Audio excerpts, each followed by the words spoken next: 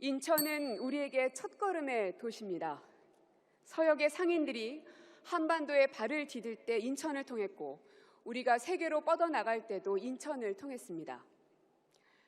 대한민국의 역사를 돌아보면 인천 강화는 단결과 단합의 상징적 고장이기도 합니다.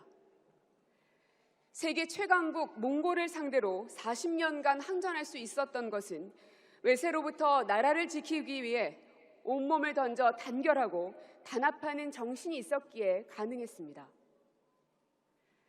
저는 오늘 다시 가슴 뛰는 민주당의 첫걸음을 이곳 인천에서 시작하자고 말씀드리고 싶습니다. 단결과 단합으로 국민의 지지와 사랑을 받는 민주당 다음을 회복하는 첫걸음을 여기 계신 동지 여러분들과 함께하고 싶습니다.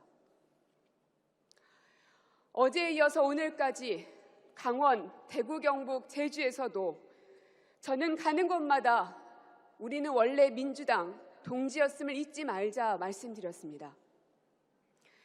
서로를 향한 증오의 눈빛은 걷어내고 날카로운 말로 변해버린 험한 말은 집어치우자 말했습니다. 국민의힘과 싸우는 것 어렵지 않습니다. 한동훈 장관과 싸우는 것도, 윤석열 대통령과 싸우는 것도, 이준석 대표와 싸우는 것도, 그거 유튜버들에게 온갖 비아냥과 조롱에 시달리는 것도 어렵지 않습니다. 원래 가장 앞장선 사람은 총을 맞을 수밖에 없습니다. 정치는 전쟁과 같아서 적진을 향할 때는 누군가는 앞장서야 합니다. 그러려면 총을 맞습니다. 다만 저 고민정 지금까지 총을 맞고서도 거기에서 지쳐서 쓰러지고 포기하지 않고 두 다리를 질질 끌면서도 다시금 앞으로 나갔습니다. 그러면서도 자긍심이 있었고 자부심이 있었습니다. 하지만 동지라고 믿었던 분들에게서 듣는 험한 말은 그것이 총알이 아닌 화살이 아닌 한낱 돌멩이여도 참 아팠습니다.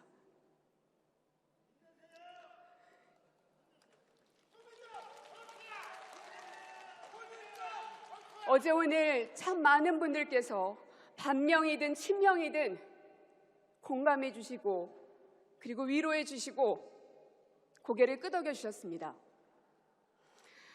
정치인에게 문자 한번 보내지 않으셨다던 어떤 당원께서도 따뜻한 위로의 말을 전했습니다. 가장 먼 여행을 머리에서부터 가슴까지의 여행이라고 합니다. 사상이 애정으로 성숙하기까지의 여정입니다. 여기까지는 우리 민주당 동지들은 충분히 가능한 것 같습니다. 하지만 여기에 또 하나의 여정이 남아 있습니다. 바로 가슴에서 두 다리까지의 여정입니다. 바로 실천입니다. 우리가 해야 할 것은 내부에서의 적을 찾는 게 아니라 바로 외부의 적을 똑바로 직시하는 것입니다. 우리가 싸워야 할 적은 우리 안에 있지 않습니다. 윤석열 정부가 저 두 눈을 시퍼렇게 뜨고 있는데 여러분은 밤잠에 주무십니까? 지금 우리가 이렇게 한가롭게 이 안에서 내부 총질을 하는 것이 가능한 일이고 마땅한 일입니까? 우리가 실천으로 보여줘야 할 것, 바로 강하고 유능한 야당으로 거듭나는 것입니다. 윤석열 정부를 무너뜨리기 위한 그 목적으로 하는 것 아닙니다. 저는 윤석열 대통령 잘했으면 좋겠다 생각했습니다.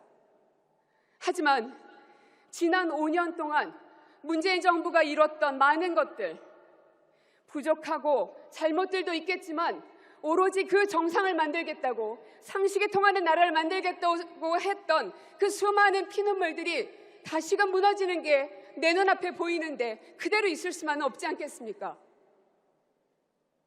누가 만들었든 누가 그것을 조금은 허물었든 어쨌든 우리는 그 모든 짐들을 함께 나누며 가야 할 동지입니다. 우리가 동지임을 잊지 맙시다. 그 동지는 우리의 심장을 뜨겁게 하는 뜻을 함께 나누는 친구가 아니라 동료가 아니라 바로 동지입니다. 존경하는 당원 동지 여러분, 여러분과 함께 가겠습니다. 뜨거운 동지, 여러분의 자랑이 되겠습니다. 고맙습니다.